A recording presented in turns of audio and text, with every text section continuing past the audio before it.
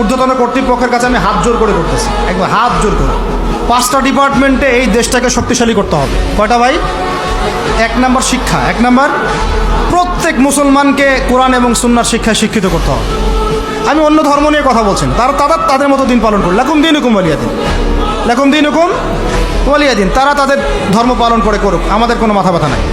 প্রত্যেক মুসলমানের বাচ্চাকে কোরআন সুন্নাহর শিক্ষায় শিক্ষিত করতে হবে এবং একই সাথে এই যুগকে চ্যালেঞ্জ করার জন্য যত সাবজেক্ট দরকার সব সাবজেক্ট আমাদেরকে শিখতে হবে ইনশাআল্লাহ।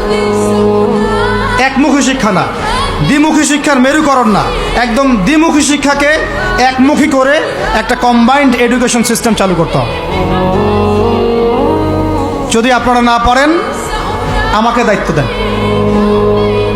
আমাদেরকে বলেন যে ভাই বা ছোট ভাই, তোমাকে আমি 1 বছর সময় দিলাম, শিক্ষার বিষয়গুলো গোছায় দাও।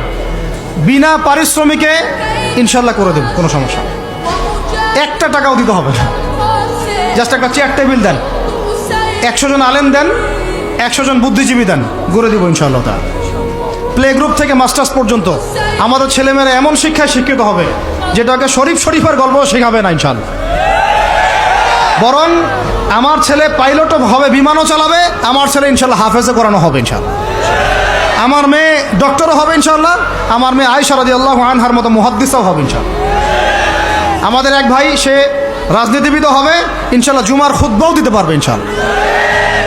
আল্লাহর কসম করে বলতেছি, এমন শিক্ষা চালু করা সম্ভব। শুধু আপনারা যদি একটু সৎসাহস দেখান, একটু উদ্যোগ গ্রহণ করেন, আল্লাহ পাক বহুত আজর দিবেন আপনাদেরকে। আল্লাহ পাক এই ওসিলায় আপনাদের সব গুনাহ মাফ করে জান্নাতও দিতে পারেন। আল্লাহর রাস্তায় আল্লাহর দিকে ফিরে আসেন। আমি আপনাদের সবচেয়ে শ্রেষ্ঠ বন্ধু, আমাকে শত্রু মনে করেন না। ইউসুফ আলাইহিস সালাম এক পর্যায়ে বলেছিলেন যে আমি যোগ্য, আমাকে দায়িত্ব দেন। মনে আছে আপনাদের? যখন সমাজে দুর্ভিক্ষের স্বপ্ন দেখলেন রাজা, রাজদরবারে গিয়ে তিনি বললেন যে দেখেন, আপনার স্বপ্নটা এমনি এমনি স্বপ্ন না, 7 বছর এখানে ফসল ফলবে, 7 বছর দুর্ভিক্ষ হবে।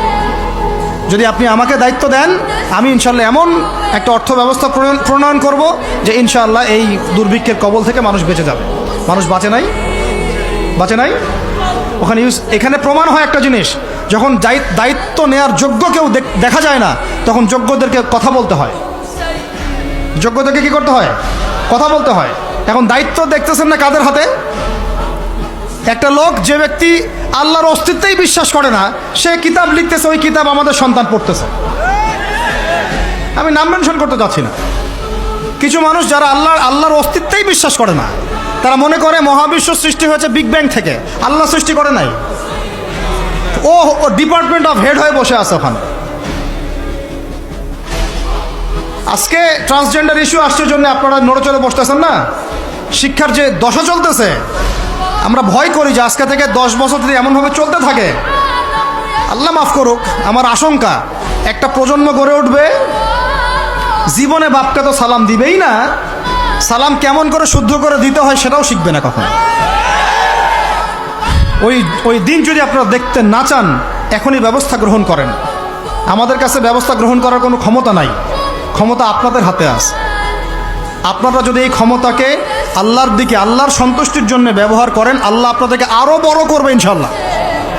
যদি আল্লাহর জন্য এটা আপনার আল্লাহর জন্য ব্যবহার না করেন, এগুলোকে প্রশ্রয় দিতে থাকেন, বিশ্বাস করেন ভাই, ফেরাউন টিকতে পারে নাই, নমরুদ টিকতে পারে নাই, আদ জাতি টিকতে পারে নাই, সামুদ টিকতে পারে নাই, নুহের কওম টিকতে পারে নাই, কমে লুত টিকতে পারে নাই, কমে মাদিয়ান টিকতে পারে নাই, আসহাবুল আইকা টিকতে পারে নাই, মুসার কম বানু ইসরাইল টিকতে পারে নাই।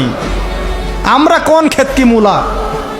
আমরা কোত্থেকে আসলাম? আমরা এগুলো চালায় যাবার আল্লাহ পাক আমাদেরকে একদম জান্নাতুল ফেরদৌস দিবেন এমনটা মনে করছেন? হাদিস কত চমৎকার, কত সুন্দর হাদিস।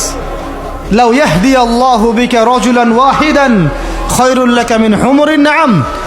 তোমার দ্বারা যদি একটা মানুষও আল্লাহর দিকে ফিরে আসে, আল্লাহওয়ালা হয়ে যায়, লাল উট কুরবানি করার চেয়ে বেশি নেকির কাজ। তোমার একটা দাওয়াতে যদি মানুষ আল্লাহর দিনের দিকে ফিরে আসে, ওই আমলকারী সব নেকি তুমি পাবা। যদি একজন সৎ নেতা দাঁড়ায় যায় বলে যে আমরা প্রাইমারি লেভেলেই ক্লাস 1 থেকে 5 পর্যন্ত যে সময়টুকু এই সময়টুকুর মধ্যে আমাদের বাচ্চাদেরকে কোরআন তেলাওয়াত করা বাধ্যতামূলক করে দিলাম, সিলেবাসভুক্ত করে দিলাম, ওই নেতার উপর আল্লাহ রহম করবে ইনশাআল্লাহ। সেই নেতা কোথায়, কে আছে সেই সাহসী নেতা?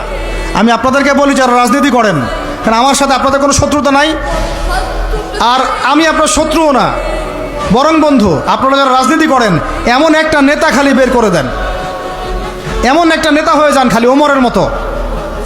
আল্লাহ পাক তৌফিক দান করেন আপনাদেরকে, যে আপনারা যদি কোরআন শিক্ষাটাকে বাধ্যতামূলক করে দেন, নবীর হাদিস শিক্ষাগুলোকে বাধ্যতামূলক করে দেন, সিরাত নবীর জীবনী চর্চাগুলোকে বাধ্যতামূলক করেন উচ্চ মাধ্যমিক লেভেলে, দেখবেন এই ছেলেপেলেগুলো আর ওই ইয়াবাখোর হবে না ইনশাআল্লাহ। এরা ওই টিকটক, ফেসবুক আর পাবজি, ফ্রি ফায়ার নিয়ে পড়ে থাকবে না। এরা কিশোর গ্যাংয়ে যোগ দিবে না, এরা জেনা করবে না ইনশাআল্লাহ।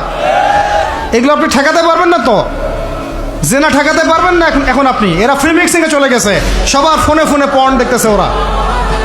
ওরা বাচ্চাদেরকে ধরে ধরে রেপ করতেছে। এখন ছেলে মেয়ের আদমশুমারি যদি করতে পারেন, একটা কুমারিত্ব শুমারি করে দেখেন, 18 বছরের কম কত মেয়ের সতীত্ব নাই, 21 বছরের কম কত ছেলে সতীত্ব নাই, আপনি টেস্ট করে দেখতে পারবেন। এই হলো সমাজের অবস্থা। এখন চলতেছে সমকামিতা, সমকামিতা। আল্লাহর লুতের গজব নেমে আসবে, লুত আলাইহিস সালামের কওমের গজব নেমে আসতে পারে। আল্লাহ হেফাজত করেন আমাদেরকে।